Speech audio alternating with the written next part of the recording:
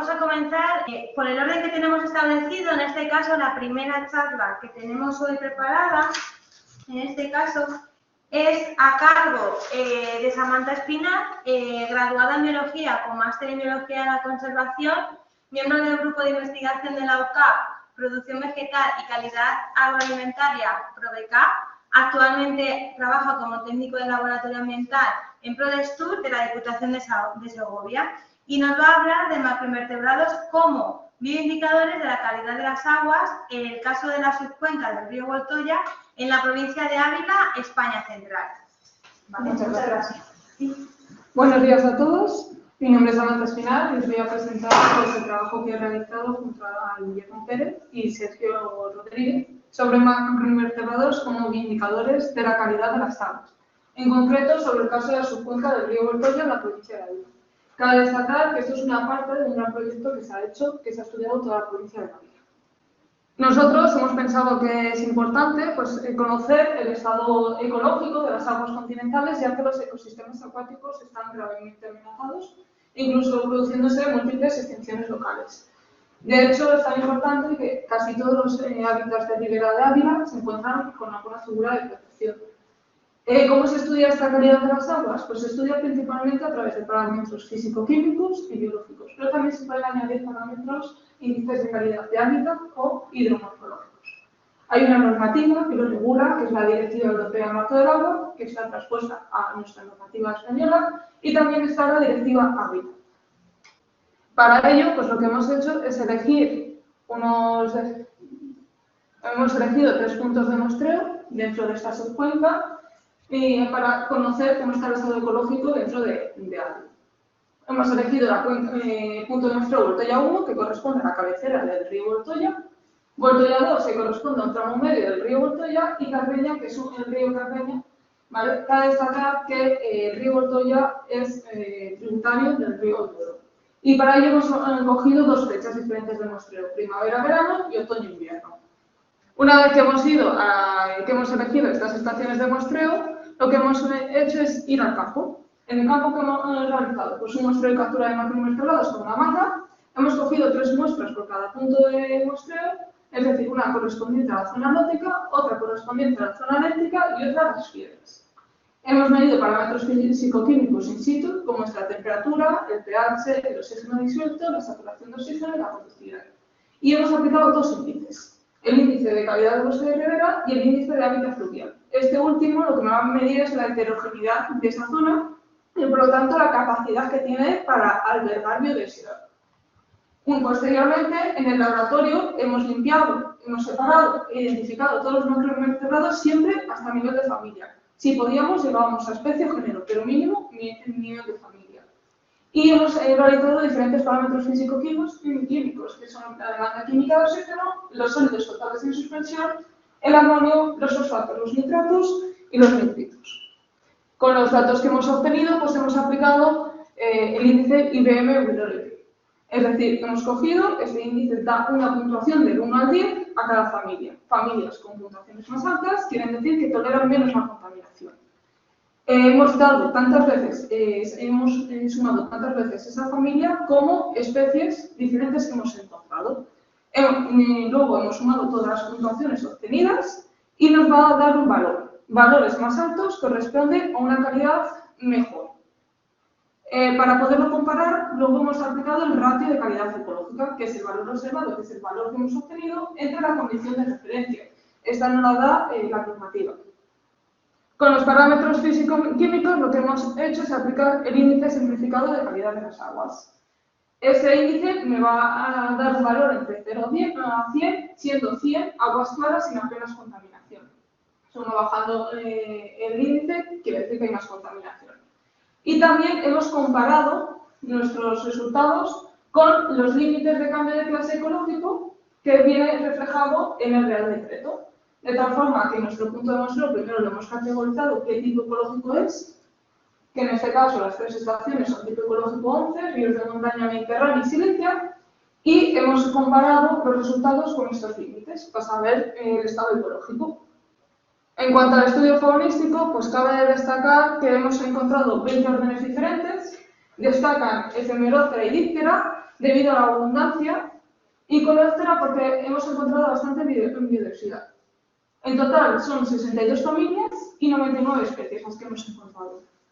En cuanto al índice IBM-WP, podemos decir que en primavera-verano han sido mejores resultados que en otoño-invierno, pero siempre nos vamos a quedar con estos mejores resultados, debido porque es la máxima capacidad que tiene el medio para albergar biodiversidad. En cuanto a los parámetros físico-químicos que hemos medido in situ, que es la primera tabla de arriba, destaca Cardeña, que tiene una conductividad muy elevada. Esto es debido a la zona geológica donde se encuentra este río. En cuanto también destaca, sobre todo, la saturación de oxígeno, también es bastante elevada si lo comparamos con los otros lugares. En cuanto a los parámetros que hemos analizado en el laboratorio, podemos decir que en otoño-invierno no se detectaron ni nitritos, ni fosfatos, ni amonio. En las tres estaciones, bueno, en Voltoya 2 un poquito de fosfatos, pero muy poquito. Y destaca Cardeña, que tiene una DQO bastante bajita en ambas estaciones. Hay otras que aumentan muchísimo en primavera-verano. Y también para destacar también la cantidad de nitrato que hemos encontrado. Cardeña, como se puede ver en la tabla de abajo del todo, pues encontramos valores bastante bajitos en comparación con las otras estaciones de muestreo. Pues conociendo los parámetros físico-químicos obtenidos, hemos aplicado el índice ISC. Este índice da un valor entre 0 a 100 y destaca sobre todo Voltoya 1, que debe ser de aguas claras sin apenas contaminación. En primavera-verano bajan aguas netas con procesos de fermentación, de olor, ¿vale? Baja drásticamente este índice. Si comparamos los valores con el Real Decreto, con los valores del límite de cambio de estado, Voltoya 1 sale que es malo debido a los fosfatos y al porcentaje de oxígeno que encontramos, pero solamente en primavera-verano. Voltoya 2 me va a salir malo debido a la concentración de fosfatos principalmente, pero Cardeña, muy bueno, como estamos viendo anteriormente, que es el que ha dado parámetros mejores. En cuanto al índice de calidad de bosque de ribera, pues podemos decir que la mejor estación es Voltoya 2. ¿Por qué? Porque este índice es bastante bueno de aplicación para zonas de tramo medio. Como he dicho antes, Voltoya 2 es un tramo medio. ¿Qué pasa? Voltoya 1 es peor estado ecológico debido a que es una zona de cabecera, no es un índice tan apropiado para ello, y Cardeña porque es una zona donde hay usos y aprovechamientos, por eso es más bajito. El índice de hábitat fluvial pues nos está marcando, aquí vemos que hay bastante heterogeneidad, por lo tanto me está diciendo que hay una gran capacidad para albergar biodiversidad. En casi todos ha sido bueno y en otoño e invierno han salido dos estaciones con valores de muy bueno.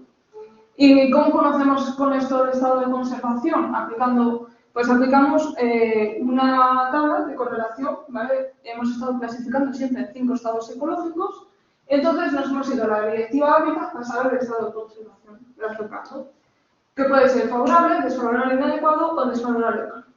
De tal forma que podemos decir que Voltoya 1 es el que ha tenido peores resultados. Según el estado de conservación, según la directiva, pues es desfavorable e inadecuado, pero en cambio Voltoya 2 y Cardeña pues tienen un estado de conservación bastante favorable. Con todo esto, pues de conclusiones podemos decir que Voltoya 1 pues, va a necesitar unas medidas para poder mejorar ese estado de conservación que actualmente es desfavorable. Además, que los macroinvertebrados acuáticos, aplicándolos con el índice IBM-WP, pues es una herramienta que se puede usar bastante bien para conocer la calidad de las aguas y que la metodología que hemos hecho, esta aplicación de índices biológicos, de índices físico-químicos e hidromorfológicos, lo que va a permitir es conocer cómo es el estado ecológico de estas aguas, de tal forma que voy a poder implementar una red de seguimiento, saber esos cambios, esas fluctuaciones que se pueden dar en el espacio-tiempo y así poder detectar pues, estos efectos del cambio climático que van a afectar o una alteración ambiental que pueda darse en un momento puntual. Pues muchas gracias a todos. Vale, pues muchas gracias. Voy a concluir el científico, si quieres dejarlo, pero si tienes alguna pregunta que tengas que pasar aquí. Muchísimas gracias, Samantha. Bueno, en este caso ahora tendríamos un poquito de tiempo para algunas cuestiones. Si hay alguien en el público tanto presencial como online. ¿Que quiera hacer alguna pregunta? Bueno, pues tendríamos un poquito de tiempo para ello, a lo mejor una pregunta o como mucho dos. Bueno, yo básicamente lo que te quiero preguntar es que si la zona que habéis cogido, bueno, ya sé que has mencionado que está vinculada con un proyecto más grande, pero que si en esta zona habéis visto, por ejemplo, que haya cercano a esos puntos de muestreo, pues fuentes de contaminación de X naturaleza. Cardeña sí que, por ejemplo, hay una zona, se ve claramente que hay contaminación en sí, no, que hay una alteración del medio, ahí sí que se veía claramente. Contaminación puntual que pueda ser una depuradora, etcétera, pues no. Cabe destacar que Puerto Llados, que es el tramo medio, aguas arriba y un embalse. Ahí puede haber una cierta contaminación y afectar a los índices y en calidad. Pero contaminación puntual fuerte no se ha detectado. Vale, no sé si existe ninguna, por ejemplo, ganadería, agricultura extensiva, etcétera. Bueno, sí, eso me refería más a una depuradora. Pues Puerto Llao 1, que es el que salía a peores parámetros, que he dicho que el estado de conservación es desfavorable, ahí hay un uso ganadero bastante intensivo. Entonces, es una zona que es todo pasto, dedicada al ganado exclusivamente. Entonces, ahí puede haber una contaminación claramente debido a ello. Vale, perfecto. Pues muchísimas gracias. Pues, ¿os parece? Pasamos a la siguiente. Bien, bueno, pues nuestra siguiente comunicadora, por decirlo de una manera, bueno, pues en este caso soy yo, que soy Alessandra Díez Méndez, y bueno, pues soy licenciada en Ciencias Ambientales, me doctoré por la Universidad de Salamanca en Microbiología y Genética Molecular. También poseo 2 titulaciones superiores, soy autora de 15 publicaciones científicas, he participado en 11 congresos nacionales y 7 internacionales, y desde septiembre de 2019, pues bueno, trabajo como profesora investigadora en la Universidad Católica de Ávila. Y bueno, básicamente yo os vengo a hablar sobre probióticos bacterianos como bioherramientas agrícolas para una producción eco-friendly con el medio ambiente y con la salud humana. Bien, en este caso, uno de los principales desafíos a los que se enfrenta la agricultura del siglo XXI es alimentar a una población creciente de una manera segura, la cual se estima para el año 2100 de unos 11.200 millones de personas. ¿Qué es lo que ocurre? Que las prácticas agrícolas tradicionales están centradas en el uso de agroquímicos, como son los pesticidas y son los fertilizantes nitrogenados, sobre todo. En este caso, este tipo de agroquímicos, sobre todo, están relacionados con diferentes tipos de impactos medioambientales, como son la eutrofización, los cuales conllevan a una serie de pérdida de biodiversidad. Asimismo, y recientemente, se ha visto que el uso de estos agroquímicos está justamente y estrechamente vinculado con el incremento de enfermedades en la especie humana, siendo una de las más llamativas el caso del cáncer. Asimismo, también las prácticas agrícolas son responsables de una parte del incremento de las emisiones de gases de efecto invernadero. En este caso también es importante destacar que las plantas, de manera general, están expuestas a diferentes tipos de estreses, como son los bióticos, que en este caso hablaríamos de los potenciales patógenos con los que puedan estar en contacto, pero sobre todo a los abióticos, que pueden ser altas temperaturas, estrés osmótico o sequía, que además justamente estos estreses abióticos se ven incrementados debido al cambio climático. Es por ello que diferentes tipos de instituciones gubernamentales, de la cual vamos a destacar los objetivos de desarrollo de la Agenda 2030, ponen de manifiesto que hay que hacer una serie de cambios en las prácticas tradicionales y en las cuales nos tenemos que dirigir hacia la sostenibilidad. Por lo tanto, una de las alternativas que se presenta en este congreso para utilizarlo en lugar de utilizar esos agroquímicos, sobre todo van a ser los probióticos bacterianos. Para que nos centremos un poco en qué son estos probióticos bacterianos, nos deberíamos de ir a la definición del 2002 que llevó a cabo la FAO y la Organización Mundial de la Salud, poniendo de manifiesto que los probióticos son microorganismos vivos que, administrados en cantidades adecuadas, pues van a conferir una determinada salud o van a potenciar, mejor dicho, la salud de su hospedador. Este concepto seguramente que nos suene más familiar si hablamos del yogur, ¿no? Seguramente que muchas veces hemos escuchado o estamos cansados y cansadas de ver realmente que existe una gran cantidad de publicidad que nos dice, bueno, tomaros bífidos, ¿no?, para mejorar vuestro sistema inmune. Bueno, al final lo que nos está poniendo en manifiesto es que tenemos que consumir probióticos justamente para ese beneficio. Bueno, pues al igual que hay probióticos destinados para mejorar la salud del ser humano, también hay probióticos específicos que se utilizan para mejorar los cultivos. Y justamente esos probióticos bacterianos que se utilizan para mejorar el crecimiento de las plantas es lo que se conoce como PGPB, que deriva, que no sé por qué ahí se ha movido, pero deriva de las siglas en inglés Plant Growth Promotion Bacteria.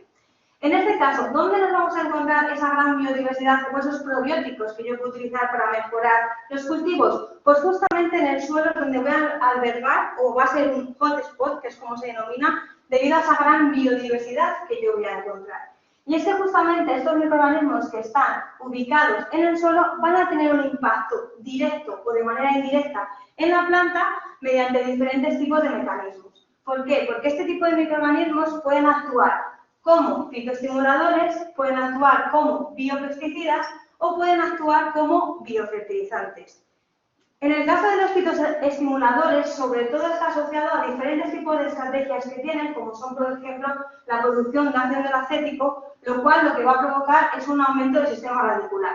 Lo que están viendo en sus pantallas ahora mismo, tenemos 4 raíces diferentes, en este caso se trataba de Phaseolus vulgaris, es decir, de la alubia, en la cual en los tratamientos B, C y D se habían tratado con diferentes tipos de probióticos en comparación con el caso A, el cual no se había tratado con ningún tipo de probiótico. Como se puede observar perfectamente, tanto los probióticos B, C y D empleados incrementaron la superficie radicular, lo cual además en este caso permite a la planta pues adquirir por una parte mayor cantidad de agua y también mayor cantidad de nutrientes. En el caso de los biopesticidas, sobre todo radica su importancia como agentes de biocontrol.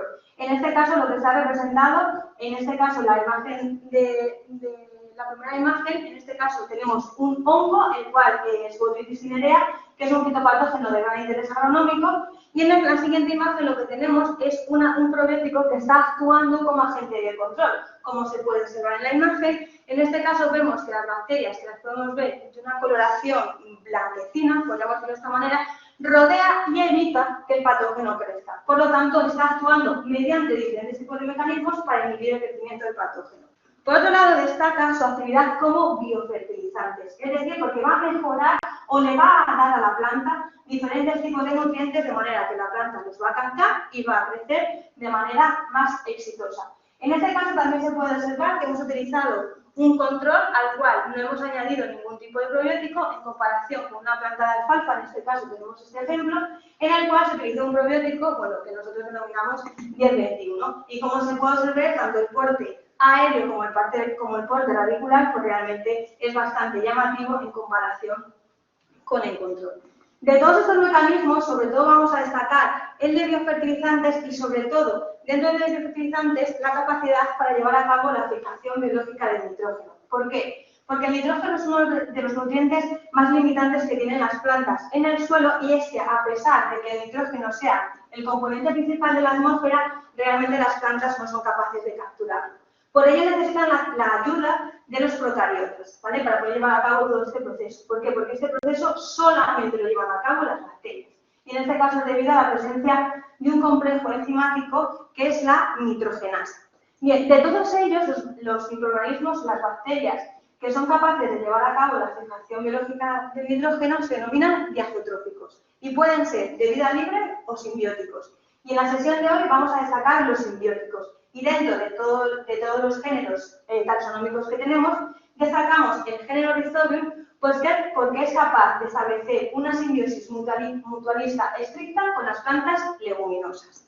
¿Cómo se lleva a cabo esa interacción? Bueno, hemos de decir que la vamos a explicar de manera bastante sencilla, pero bueno, es algo bastante complejo porque existe un diálogo molecular muy específico en la que intervienen diferentes moléculas de parte del macrosimbionte, que sería la leguminosa, y de parte del microsimbionte. Pero básicamente esta simbiosis o esta interacción se establece en 3 etapas, que es la especificidad, la infectividad y la efectividad. En cuanto a la especificidad, lo primero que tenemos que destacar es que cuando la planta detecta que en el suelo no tiene compuestos amoniacales para poder nutrirse, lo que hace es llamar, vamos a decirlo de esta manera para que lo entendamos, a estas bacterias que van a estar en el suelo. ¿Cómo llaman estas bacterias? Mediante la exudación de flavonoides. Una vez que exuda estos compuestos, las bacterias que están cerca de que están en la rizosfera, es decir, cerca de la raíz, va a detectar esa llamada. De manera que las bacterias contestan realmente a la planta mediante la producción de otro tipo de moléculas en las cuales no vamos a meter.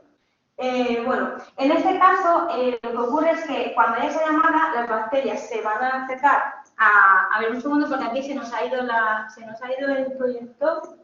Bueno, lo que ocurre es que cuando existe, como decía, esa llamada a la cual, cuando no existen esos compuestos nitrogenados que necesita la planta para crecer, lo que ocurre es que a través de esa llamada, pues al final lo que va a hacer es que la bacteria se va a ir acercando justamente a las raíces de la planta, lo cual lo que va a llevar a cabo en primer lugar es una colonización, como se puede ver en las imágenes de abajo de color rojizo, en las cuales vemos dónde está ubicada la bacteria y además comienza su proceso de colonización y formación de biofilms que le va a permitir adherirse a la superficie de la planta. Bien, una vez que está anclada a esa superficie, lo que se va a llevar a cabo es la segunda etapa, que es la infectividad. Que, bueno, esto tampoco hay. Bien, la infectividad en lo que se consiste realmente es la capacidad que tiene este rizobio de penetrar dentro del sistema radicular de manera que no va a provocar ningún tipo de daño a la planta. Y además, mediante este tipo de proceso, lo que va a hacer la planta al mismo tiempo que la bacteria va entrando dentro del sistema radicular es, vamos a decirlo, que crear una especie de casa que se denomina nódulo, que es donde realmente va a llevar a cabo la fijación biológica del nitrógeno. En las imágenes de la parte inferior, lo que se puede observar, bueno, pues es el orificio de entrada y luego también vemos el canal de infección, que es por donde va a entrar el rizobio y va a poder llegar en última instancia al nódulo, que sería la última etapa, la etapa de efectividad. En este caso, aquí. Bien, aquí lo que tenemos representado en la imagen, en la imagen que está ubicada en la parte de la izquierda, lo que tenemos son diferentes tipos de nódulos, en este caso de Phaseolus vulgaris, en la cual tenemos una ampliación de estos nódulos que nos podemos encontrar y además vemos también la ocupación que ha hecho Rhizobium en estos nódulos. Cuanto mayor ocupación, pues realmente la efectividad de esa fijación biológica del nitrógeno va a ser mayor. ¿Cómo lo vemos? Bueno, pues realmente todas estas células que vemos de color azul están ocupadas por Rhizobium y por lo tanto están llevando a cabo la fijación biológica del nitrógeno. Pero bien, ¿esto cómo se observa una vez que hacemos experimentos a nivel de invernadero? Bueno, aquí presento dos trabajos en los cuales, bueno, tenemos a Phaseolus vulgaris y a Trifolium reverse, en la cual hemos visto, en el caso de Phaseolus vulgaris, los tratamientos inoculados con la cepa T908 son un probiótico y comparando en el control 3 meses tras la inoculación. En este caso lo que podemos observar es que a 3 meses, cuando ya se tenía que realizar la recolecta, bueno, pues seguimos viendo un gran fenotipo y además la producción fue mayor. Algo similar observamos en el caso de Trifolium reverse, las cuales fueron tratadas con diferentes tipos de cepas de Rhizobium y el control sin inocular y sin nitrógeno, en el cual observamos realmente pues, ese incremento que tiene. Pero además, en las últimas décadas, el género Rhizobium no solamente tiene importancia por esa simbiosis que establece con las plantas leguminosas, sino que también que se ha visto que actúa como un promotor de otro tipo de cultivos, como por ejemplo puede ser la fresa, puede ser por ejemplo la espinaca, o puede ser por ejemplo también la lechuga, inclusive bajo diferentes tipos de condiciones de estrés como son las salinas. Por lo tanto, como conclusión de este trabajo, pues podemos concluir que el cambio climático supone una grave amenaza para la producción de alimentos de un modo seguro y sostenible y que por ello la comunidad científica está centrada en encontrar alternativas sostenibles, siendo las bacterias TGPB una de las alternativas más atractivas y estudiadas, debido a sus habilidades para promover el crecimiento vegetal de una gran variedad de cultivos bajo diferentes situaciones de estreses. Y que además la fijación biológica del nitrógeno es un proceso evolutivo específico de microorganismos azotróficos que permiten el desarrollo vegetal de las plantas sin necesidad de emplear fertilizantes químicos. Y por ello los rizobios se postulan como una bioherramienta agrícola para la mejora de la planta tanto de plantas leguminosas como de no leguminosas. Así que muchísimas gracias y también dar gracias a la institución por permitirme dar esta charla. Y bueno, pues si tenéis alguna cuestión o pregunta, pues estoy dispuesta a resolverla. Así que bueno, no sé si por aquellos que estéis conectados de manera online tenéis algún tipo de cuestión, algún tipo de duda, algo que queráis consultar.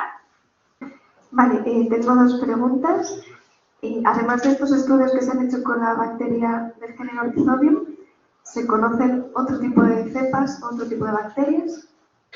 Sí. En este caso, claro, solamente es el género Rhizopia en el que yo he querido presentar aquí, pero realmente tenemos a la familia Rhizobaceae, que tenemos una gran cantidad de géneros, como también son Radiorhizobium, tenemos a Encipher, etcétera, que son capaces de establecer esta simbiosis. Incluso hay un género que no pertenece a esta familia, que es el género Frankia, que hace algo similar con plantas leñosas, es decir, con árboles. Y luego tendríamos los de vida libre, que por ejemplo ahí tendríamos el género Azospirillum, que es capaz de fijar nitrógeno, pero no hace falta establecer esta simbiosis tan estricta como en el caso de Rhizobium.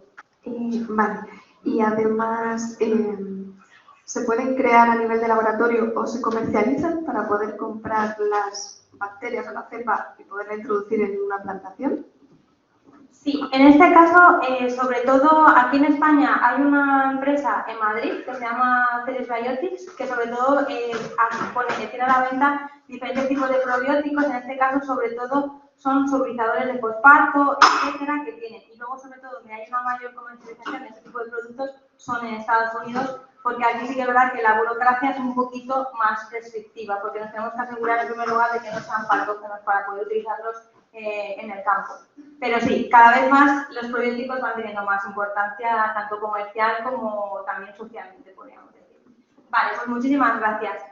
Pues si no tenemos ningún tipo de duda ni de cuestión más, si les parece que vamos un poquito con el tiempo retrasado, vamos a pasar a la siguiente comunicación, que en este caso se va a llevar a cabo por por la doctora María José Luciáñez Sánchez, y en este caso nos va a hablar de hacia una mejor comprensión de la biodiversidad, especies nativas y exóticas de colémbolos en la Antártida. Vale, muchas gracias. Bueno, esto es un poquito diferente de todo lo anterior que se ha expuesto y voy a intentar hacerlo en los 10 minutos. Más o menos ese es el esquema. Lo primero que quería señalar es la definición de biodiversidad según el Convenio de Viena, que hace referencia, dice la definición, a la amplia variedad de seres vivos sobre la Tierra y los patrones naturales que la conforman, resultado de miles de millones de años de evolución según procesos naturales y también la influencia creciente de las actividades del ser humano. Y quiero recalcar un poco lo que se refiere a los patrones naturales. Es un caso concreto en la Antártida, que como ya saben, pues es un continente singular, tiene como característica el aislamiento del resto de los continentes y eso crea unas corrientes, ¿no?, que determinan, bueno, su singularidad en cuanto a especies y en cuanto a todos los seres vivos que presenta. Como todo el mundo conoce, pues son las temperaturas más bajas del planeta, los vientos son bastante fuertes y se caracteriza por las escasas precipitaciones, lo cual da pues un paisaje muy singular.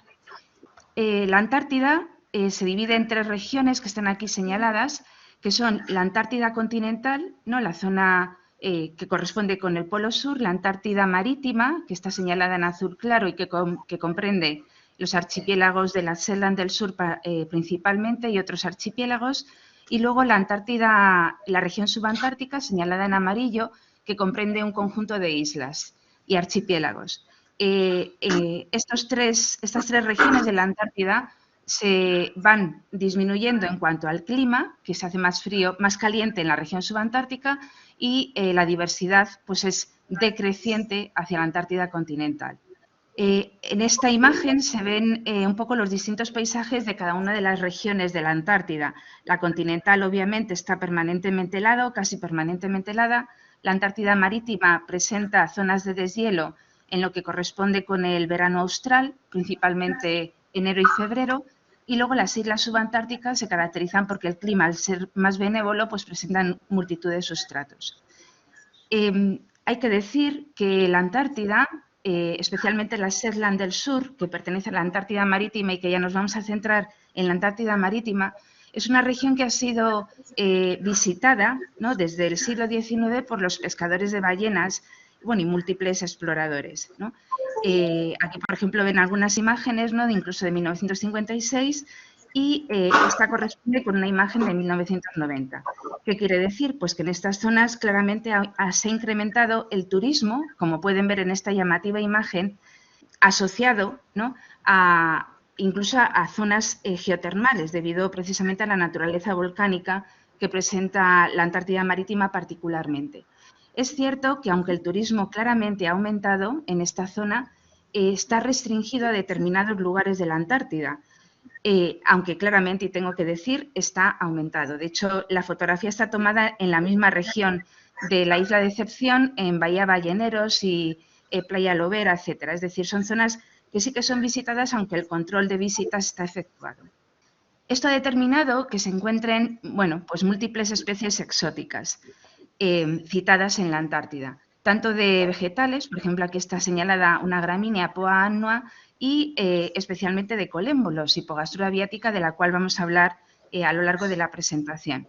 Estas especies exóticas, en particular lo que se refiere a la fauna, está introducida desde el siglo XIX. Es decir, esto no son colonizaciones traídas por el turismo, sino que datan de las primeras visitas que realizaron los pescadores de ballenas en el siglo XIX, por las características que presenta la fauna. Es verdad que en 1954 se introdujo esta gramínea de la que he hablado anteriormente, Poa annua, pero es cierto que hubo un proyecto de retirada de la gramínea y realmente está retirada de las islas de la Antártida Marítima.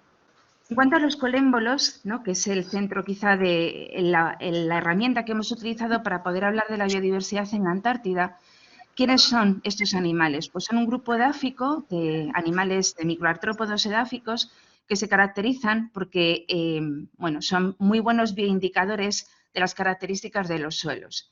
Además, es uno de los pocos grupos, junto con los ácaros, que se extiende por todo el planeta, llegando incluso a la Antártida, que es el lugar al que no llegan pues, la mayor parte de los invertebrados, ¿no?, especialmente edáficos. Se caracterizan en la Antártida por la baja diversidad de especies, por la alta endemicidad y pongo entre interrogaciones si hay especies invasoras, porque en algunos artículos se cita determinadas especies como invasoras, lo cual es diferente que exótico. Exótico es que ha llegado a un lugar y no procede, no es nativo del lugar. Invasor es que llega a un lugar y desplaza a las especies nativas. En muchos lugares se habla de especies invasoras de colémbolos en la Antártida, pero nosotros ponemos en interrogación ese detalle. Esta es la especie, ¿no?, que se detecta como claramente exótica y desde el siglo XIX, Hipogastrura aviatica, que se acumula en grandes concentraciones en algunos puntos de la Antártida Marítima. Están asociadas a la vegetación, sean musgos, líquenes o incluso a estas dos especies de fanerógamas que son exclusivas de la Antártida, Colobanthus quitensis y Descampsia antártica, una gramínea. En esta imagen se puede observar la especie exótica a la izquierda y la especie nativa más emblemática, que es Cryptopigus antarcticus, una especie que incluso es tan emblemática que fue colocada en un sello de correos. Hay muchas más especies nativas y también hay algunas más especies exóticas, ¿no? Se caracterizan también por una gran abundancia, presentan grandes estrategias de supervivencia al frío, a veces muy asombrosas, especialmente las nativas, están ligadas a la vegetación, son muy buenos bioindicadores y existe un set básico de especies de la Antártida que caracteriza todos los ecosistemas antárticos y todas ellas son nativas. Es decir, que frente a una exótica llamativa como es Hipogastrura aviatica y algunas otras exóticas, existe un conjunto de especies nativas que normalmente están asociadas y que aparecen en prácticamente todos los lugares, como vamos a ver a continuación. La hipótesis de partida es que no tenemos datos suficientes que aseguren que estas especies exóticas de la Antártida Marítima son invasoras. Y esto no implica que se descuiden las medidas de protección y de limitación del turismo. Para ello, hemos planteado varios objetivos en este trabajo, que es estudiar particularmente la evolución de las poblaciones desde el 2016 hasta el 2020 en dos puntos de la Antártida Marítima, la isla de Decepción y la costa oeste de la península, aportar datos de su ecología y distribución y también observar y reflexionar sobre la presencia y ausencia de dos especies características, una exótica y la otra nativa. Y, por supuesto, estudiar más a fondo, en ello estamos, para sacar conclusiones de la naturaleza de estas especies y conocer mejor los ecosistemas antárticos para su protección. Dentro de la Antártida Marítima estudiamos la península antártica, que es esta zona prominente del continente, y un archipiélago asociado a ella, que es el archipiélago de las Shetland del Sur, dentro del cual una isla significativa es Decepción, porque fue una de las primeras que fue colonizada por los pescadores de ballenas. Y que aquí tienen su imagen, tiene forma de un volcán y de ahí la actividad geotérmica que se registra en la isla y que propicia el turismo. Es de destacar, aunque podríamos decir mucho en esta comunicación, que esta isla se caracteriza porque su vertiente interna, que da a la bahía, es claramente diferente que la vertiente externa. Está mucho más estudiada la interna que la externa y los resultados en cuanto a colémbolos son claramente distintos. Bueno, el muestreo se realiza a partir de muestras de suelo que son recogidas en múltiples puntos, son procesadas en un aparato de Erle-Stulgren en la base antártica, allí mismamente, y los frascos son traídos a la universidad donde se estudian, se procesan las muestras, se separan los animales y se preparan para su observación al microscopio. Bueno, para los análisis de los datos que se obtienen después de la separación y de la identificación, pues se utilizan múltiples índices de diversidad y análisis estadísticos. Las especies que se han obtenido son de las 16 que están citadas en la Antártida marítima, 16 especies de colémbolos en la península y las islas, ¿no?, de la Shetland del Sur y particularmente en Decepción, que sería este conglomerado de 3 puntos que se encuentran aquí. De las 16 se han encontrado 13, que son Hipogastrura aviatica, que es cosmopolita y que ya he señalado anteriormente, vive sobre todo en musgos; Ceratophyselia succinea, que solamente ha sido citada en 2 puntos de la isla de Decepción y con muy poquitos ejemplares, que también es cosmopolita; Frisia antártica, ¿no?, cuyo hábito morfológico es muy semejante a la especie exótica. De hecho, muchos investigadores la confunden, ¿no?, porque aparentemente son iguales. Está distribuida solo por la Antártida marítima. Esta otra Frisia Wojciechowski, ¿no?, que se caracteriza porque está fundamentalmente en el archipiélago, ¿no?, y en Decepción es muy numerosa. Esta especie es cosmopolita, solo se encuentra en la isla de Decepción en un punto, Tulbergia mixta nativa. Bueno, una secuencia de especies que están nativas y exóticas distribuidas por distintos puntos. Ahora, para poder cumplir un poco con mi tiempo, que ya me estoy pasando, solamente quería que observaran un momento algunos datos, ¿no? En la campaña del 2015-2016, realmente corresponde con enero del 2016, que es el verano austral, lo que se obtiene en la isla de Decepción es claramente un incremento de la población de Hipogastrura aviatica, que es la exótica. En la península antártica, en esa misma campaña, lo que observamos es que Hipogastrura aviatica, la exótica, no existe, Cryptopicus antarcticus es enormemente abundante. ¿Qué sucede en estos 2 puntos? La península antártica se deshiela más tarde que la isla de Decepción. Al deshelarse más tarde, la especie que coloniza rápidamente la península antártica en su zona deshelada del deshielo es Cryptopicus antarcticus, que está perfectamente adaptada a colonizar cualquier lugar de la Antártida marítima en cuanto se retira el hielo. De hecho, es que aparece normalmente asociada a todas las algas que se encuentran en los bordes de la costa. Y la cantidad es enorme, la cantidad de ejemplares. En el 2017 encontramos en esta misma península una población de Hipogastrura aviatica que es muy poco significativa, 2 ejemplares únicamente, mientras que Cryptopicus antarcticus es notablemente numerosa.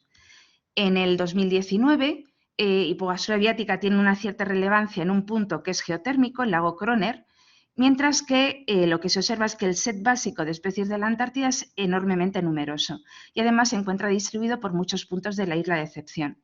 En esa misma campaña, lo que encontramos en la península antártica es que no hay Hipogastrura aviatica y Antarcticus es muy numeroso. ¿Qué sucede asociado a las algas? ¿Qué sucede en el 2020, que es la última campaña que se ha realizado en la Antártida? Pues en la isla de Decepción observamos que Hipogastrura aviatica, la exótica, es muy numerosa, pero Antarcticus la supera, ¿no?, en algún punto. Pero además es que otras poblaciones también son numerosas. Aquí está señalado.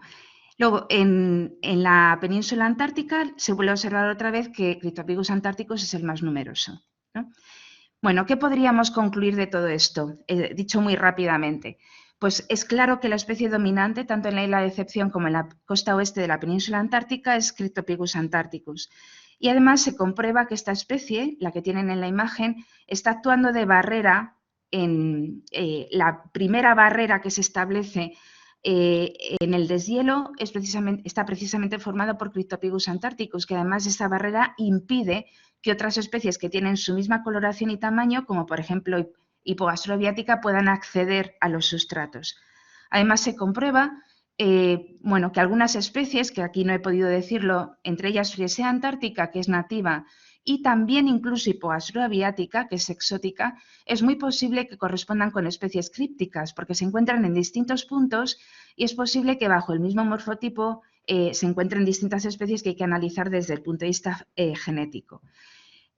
Todo esto, ¿no?, y mucho más que se queda en el tintero, nos obliga claramente a una mayor investigación y protección de estos ambientes extremos para poder realmente comprobar a través de estas especies bioindicadoras qué es lo que está pasando en la Antártida y de ahí deducir consecuencias sobre el cambio climático. Y muchas gracias. Vale, muchísimas gracias, María José. No sé si tendríamos tiempo para una pregunta muy rápida, si alguien tiene alguna duda, alguna pregunta que se quiera realizar. Por aquí nos dicen que no sé por ahí entre el público online si alguien se anima a hacer alguna cuestión. Bueno, pues en este caso, si no, como digo, tengamos un poquito justos de tiempo, pues muchísimas gracias, María José, y vamos a seguir con lo establecido, ¿vale? Muchísimas gracias. Bien, our next speaker is Matteo Penisi. He is graduated from the STS of Architecture in Syracuse in 2018. After that, as member of Quad Bobo Quad, he has been conducting research on the city of Catania. Since 2022, he is a PhD student at UNIVA, where he conducts research of the stratification of the city. He has lectured at universities and spoken at international conferences. So I don't know if you're ready, Matteo Penisi. Hello. Yes, I'm ready, but I don't know how to share the screen. So okay. I ask you an help. Of course. If you see your screen in the right on the bottom, you are gonna see different pictures like people, and you are gonna see a square with an arrow. A square with arrow. On the top, on the right. Down to the right. Down to the right. Okay. Down to the right. Okay. If you push. Okay. Yes. That's square. Okay. You got it. Yes. I see all the participants.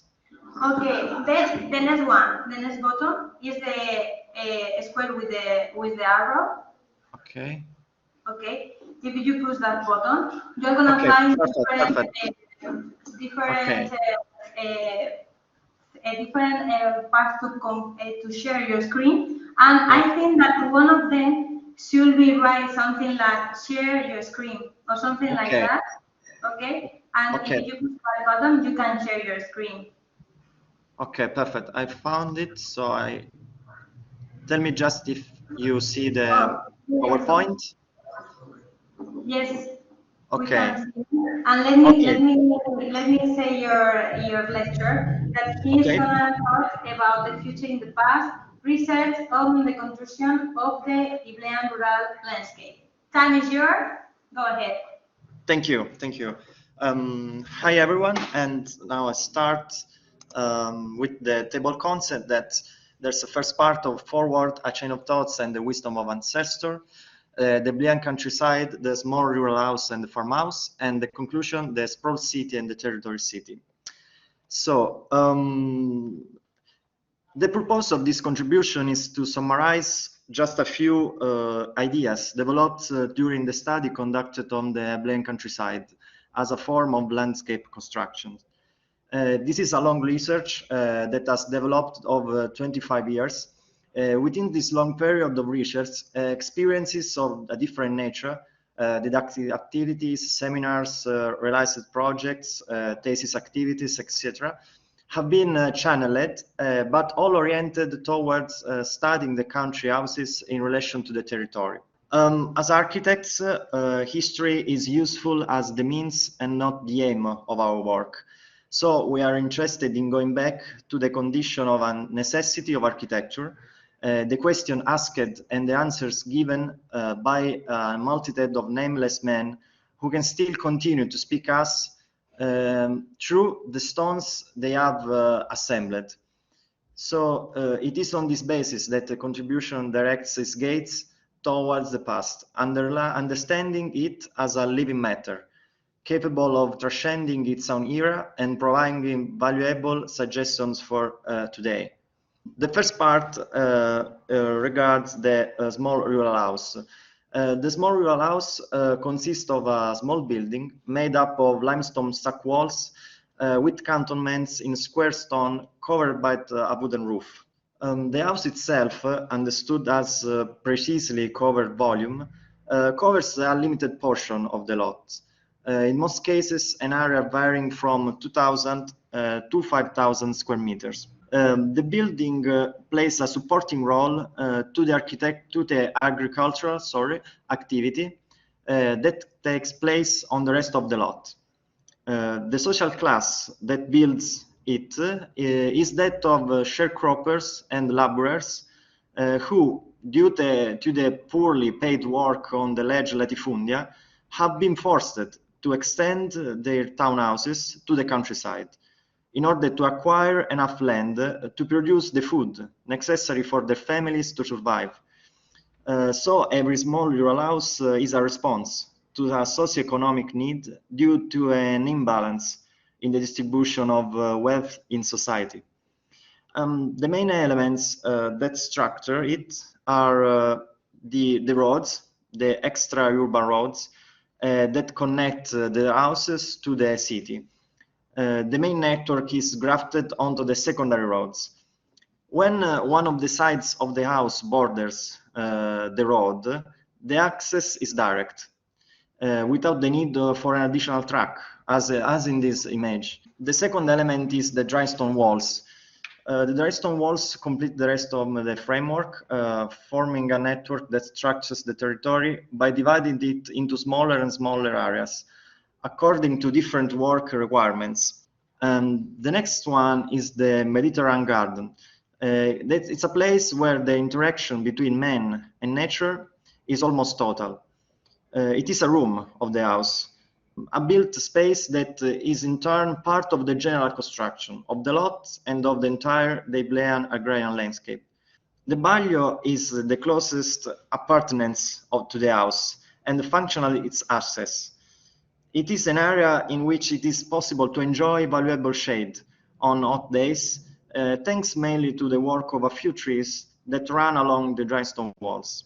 Geology constrains the position and the main organization in the plot, a silent but decisive contribution in the construction of the country yard.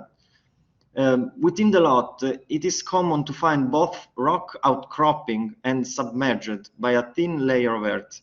So in this case, the farmer who settled there wisely builds his house on the rock.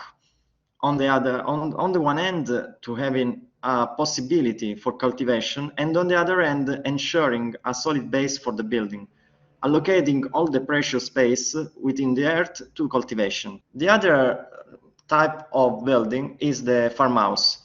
It's an artifact very different from the other one for its considerable size, and it's aimed at a capitalistic exploitation of the countryside. Unlike the small rural house, farmhouses do not produce a surplus necessary for the subsistence of the family, but rather a considerable economic gain for bourgeois families. With the passage of time, families built pleasure spaces alongside workspaces in order to enjoy the surrounding beauty. Useless spaces were born, not intended to fulfill an obvious necessary function. We have chosen here to dwell in particular on these useless places of the house as those that are better able to express the underlying constructive principle than the others. This is the house of Musso family, and I take it as an example of the farmhouses. The first element is the country yard. The country yard is an open-air room that has strong representative connotation in the Deiblean farmhouse. In the Case Musso, for example, the presence of two trees on an axis within respect the entrance clarifies the prominent role of the central space enclosed by the volumes of the house. One of the most immediately recognizable as useless is the clearing. The clearing consists of a portion of natural land enclosed by a 2-meter high walls. The wall of the clearing operates a sort of coring of the blend territory, delimiting a part of it and making it belong to the house. It could be seen as a country yard without paving. The last one is the garden. The garden is what is perhaps the perfect counterpoint to the clearing, because it is the place where nature is not simply fenced by a wall, but it's also constructed through the use of geometry and the organization of tree crops and the presence of stone furnishing elements. It is a pleasant space in the summer where one can cool off, surrounded by man-made nature, in which the spontaneity of nature is subject to the constructive organizational logic of man, and thus becomes pure self-representation. The difference between the two houses lies in the sides of the two ideas of living, but not in the construction principles. The capacity of a building to positively build a territory, elevating it to a landscape, depends neither on its absolute size nor on its intended use, but on its settlement reason. It does not depend on absolute size, because a large building has no more impact on the transformation of the territory than a small building. The point is let our building appearing as a corrugation of the ground that gives form and measure to the accidental nature of the site. Also, it does not depend on the intended use, because the farmhouse builds the landscape as either as an artifact devoted solely to the production, or as a place of pleasure and the contemplation of the surrounding landscape. The sport city, here is on the left, can be defined as a chaos resulting from several individual choices that prevent any possible community life between men and relations with the surrounding world. Let us consider the sport city and the Iberian countryside through two aspects: function and density. In the sport city, the prevailing function is housing. On the contrary, in the Iberian countryside is production, and in case of farmhouses, even for a properly capitalist exploitation of the land.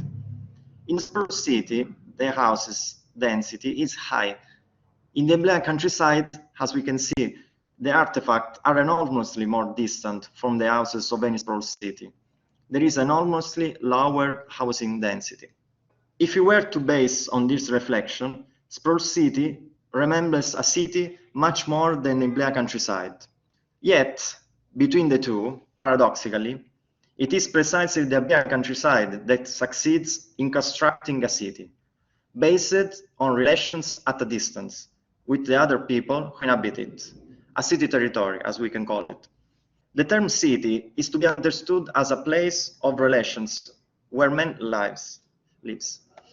So, as conclusion, we can say that the Iberian countryside as an expression of a modern idea of city. Although apparently different from the usual image of the city in terms of function and density, in truth, it profoundly manifests its most authentic meanings. Thank you. Thank you for your presentation. I don't know if we have time for one question. Have one? I don't know from here. Do you have? Okay, from here, no one is telling me. I don't know if from online people is gonna ask something about the presentation. Okay, I'm gonna make a short question. Just I'm curious about, because this is not my topic, of course. So, do you think that maybe the construction of this kind of buildings, do you think that they maybe help to get more people from village or from this kind of landscape, rural, I mean?